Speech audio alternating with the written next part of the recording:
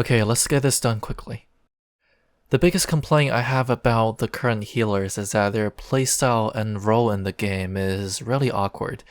Despite this being a DPS focused game, the healers have barely any kind of real DPS rotation, only having a spamming spell, a dot, and sometimes one extra DPS action that you only get to use very occasionally.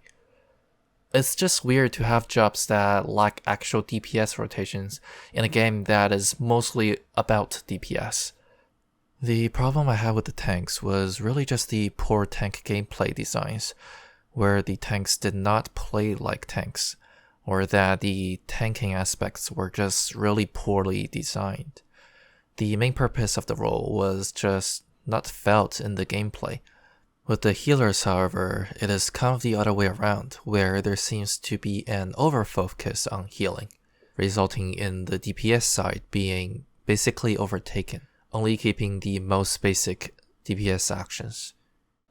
So this time we have two main things we want to achieve. One, give the healers an actual DPS rotation, but nothing too busy or complicated that it overtakes attention from the actual healing actions. 2. Optimize the healing actions to leave more rooms for the new DPS actions. Now, since the mentioned points are all more or less shared by all healers, I will just go through one healer job instead of all of them to help convey my points, and that representative will be Scholar.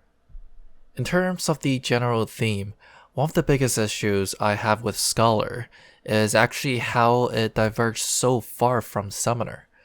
Despite coming from the same base Arcanist class, these two jobs in their fully evolved forms cannot be more different from each other when it comes to both gameplay and aesthetics. I personally really like the direction they took with Summoner in Endwalker. The job certainly got dumbed down a lot, but that is kind of actually perfect for Scholar, a healer job that I think needs that kind of simplicity in its DPS rotation. Also, the idea of pushing the summons more to the center of the job's identity is really nice, so I'll be considering that as well. And yes, I'm going to try to bring back Celine as well. So originally, Celine and Eos had very different purposes, where Celine was able to do some dispelling, silencing, and most importantly, give party members haste. But I am not going to bring back the old Celine, as I think that will cause quite a bit of issue with the current DPS meta. So instead, I'll be reworking the whole fairy system and make the fairies become a more integral part of the DPS rotation. So here's a general look at the new fairies. The fairies will be summoned one after another, like how the summoner goes through Ifrit, Titan, and Garuda. The fairies, Eos and Celine, will not be attacking like the old summoner summons, and instead will imbue this Scholar with their powers and grant some unique actions, like Summoner's Gemshine and Astral Flow. And Energy Drain will be part of this new DPS rotation, meaning that Aether Flow stacks will now only be used for the healing abilities, and Energy Drain will be something completely different. Energy Drain on a base level will now be able to be stacked up to 3 times, each stack on a 30-second cooldown, and each broadcast decreases the energy drain cooldown by 5 seconds. Normally, Eos and Celine will both just be doing their standard healing, and still require you to summon either of them out beforehand, but during combat, you can activate their own unique DPS phases through their own buttons. These DPS phase buttons will only be activatable if their respective fairy is out, so Celine's DPS button will be grayed out if you currently have Eos out, and vice versa. The fairy phases will each last for 30 seconds, which then will automatically dismiss the current fairy and summon the other one out immediately, without using up any GCDs or require any ability weaving, though there is a 15-second cooldown before you can activate the next fairy phase. And let's start with introducing Eos. When Eos phase is activated, the DPS rotation will be more focused on casting and weaving, where your basic DPS spell, Bro 4, will become instant cast, and energy drain will be casted a lot more often during this. Each cast of Broil will instead decrease energy drain cooldown by 10 seconds. And every time Eos casts Embrace, there is an 80% chance that it will also decrease energy drain's cooldown by 10 seconds. After this and the 15-second cooldown period, you enter Celine's phase. The DPS rotation will now be more focused on dots than energy drain. The action for entering Celine phase casts Miasma, which is an instant cast ability that applies a 30-second dot in an AoE. Broil now does extra damage for each of Scholar's dots on the target. Broil and both of Scholar's dots now have a chance to proc an additional effect, where Broil becomes an improved version, becomes instant cast, and reduces energy drain cooldown by 15 seconds. Maybe even granting an entire new stack, but I haven't exactly settled on the proc chance yet. When you first cast Miasma, you are guaranteed for 1 proc for the improved Broil. Basically, during this phase, Scholar becomes a mini bard. Though I spent quite a bit of time going through everything, I think the execution should be very simple and straightforward. It's really just a total of 4 buttons to press for DPS: Broil, Biolysis, Fairy Phase button, and Energy Drain. Anyways, that's it for the DPS. Now let's talk about the heals. First of all, as mentioned before, Seraph will not interact in any way with the DPS rotation. And instead of Seraph replacing the current fairy, it will simply be a second fairy that will heal alongside the current one. And now just some minor complaints about the fairy abilities: Whispering Dawn and Fey Illumination. If you didn't know, the Seraph versions of these abilities actually have the exact same effect. This means that despite having a different name and icon, it's just purely cosmetic. It just doesn't feel right to have Seraph out and basically doing the same things as the base fairies. So I'll just do a bit of small change here to make it feel a bit more special. And because we have 2 fairies up at the same time when you summon Seraph, Seraph will be the center of the cast now, since it is overtaking the basic fairy abilities still. Also currently, while Seraph is out, you cannot use Fey Blessing nor Aether Pact. But with 2 fairies out at the same time, that shouldn't be an issue anymore, and the base fairy will basically take charge of doing Fey Blessing and Aether Pact. Anyways, here are the Seraph versions of the fairy abilities. Angel's Whisper will just be a stronger AoE region than Whispering Dawn, and Seraphic Illumination will have a 10% magic damage mitigation instead of 5%. And that's it. Nothing too big, but just something to distinguish Seraph and the base fairies.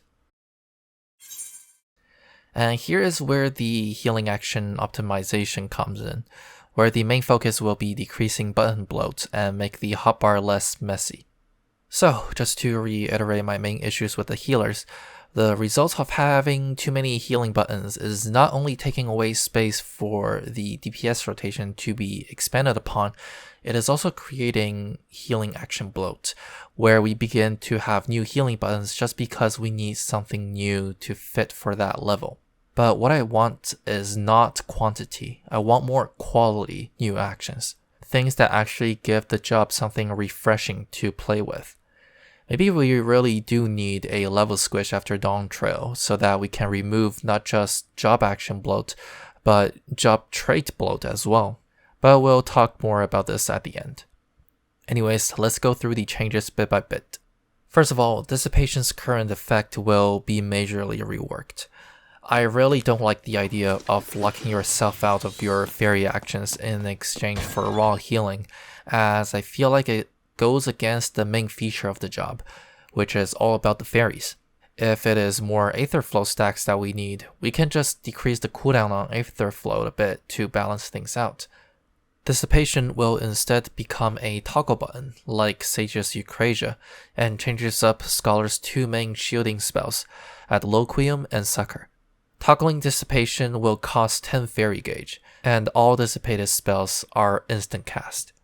Dissipated Adloquium will have decreased healing and shielding, but will grant the effect of protraction, increasing the target's max HP by 10% and healing received by 10%, and the ability protraction will be removed.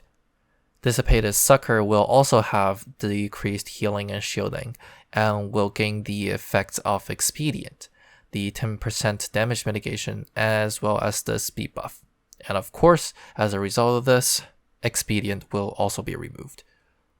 Emergency Tactics will also be removed here. I don't think I've ever seen anyone actually use that ability in any regular setting, or just at all. And I feel like, surprisingly, the job already has enough raw healing in its kit that the niche that Emergency Tactics might have had in the past is just not there anymore. And I think this is not just something I personally feel. I mean, look at the balance guide for Scholar and the conditions it suggests you to fulfill before ever using this ability. Unless all of the following are true. Yeah, this ability can just go now. And that's it for Scholar. I mostly just wanted to touch up the DPS portion of the job, and how the job functions as a healer was really secondary in my priority list. In fact, in my rough draft, I only really mentioned how the new Seraph will work, and skipped all the other healing actions. So a lot of these are more or less made up on the spot without much consideration. Again, this is a game that is more focused on DPS, so it is really weird to see an entire role being designed like this. I think they're worried that the healer DPS might get too strong, where it matches the tank DPS, so they forcibly neutered the healers to have only a spell and a dot to use for their entire kit.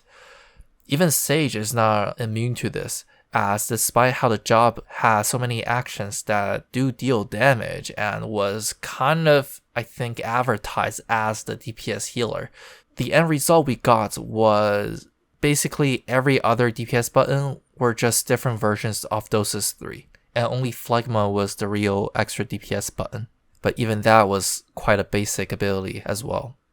But hear me out just a bit. If we simply remove the Maim and Mend traits, and the other filler traits that simply increase an action's Roman numeral, the damage issue would actually be solved quite easily, and we can then repurpose those trait spots on things that are actually more meaningful. Every expansion the devs are introducing new ways to play and experience the game, and experimenting with new things, but it feels like everyone was so focused on creating other ways to play the game. The basic way of playing the game, aka the combat, is instead forgotten and has lost its priority in the development work process. And the result is the old actions lacking updates and the new actions lacking innovation. Even looking at the current Scholar and just the healing portion, so many actions are basically clashing and stopping each other from being used properly. Why can't I use the fairy gauge actions when Seraph is out? Why does a job that is all about fairies have a button that stops you from using anything fairy related? Why do we have different icons for the exact same actions? Why do we still have these leftover actions that has long lost its purpose? Why are the new actions so boring? Why do we have so many traits that basically add nothing new to the job other than granting bigger numbers when the job is having a number issue? I have no idea what's going on behind the scenes, but I do hope there can be some changes to the kind of philosophy they have when it comes to job design, because I feel like the current one is really not working out that well.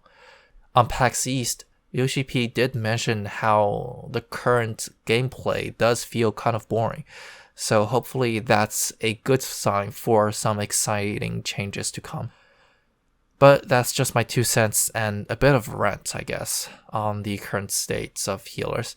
Though really, I feel like all of these could be applied to most of the jobs right now, but feel free to disagree. Nonetheless, that's it for Scholar, or the healer role as a whole as well, I guess. Thank you for watching, and see you next time. Bye.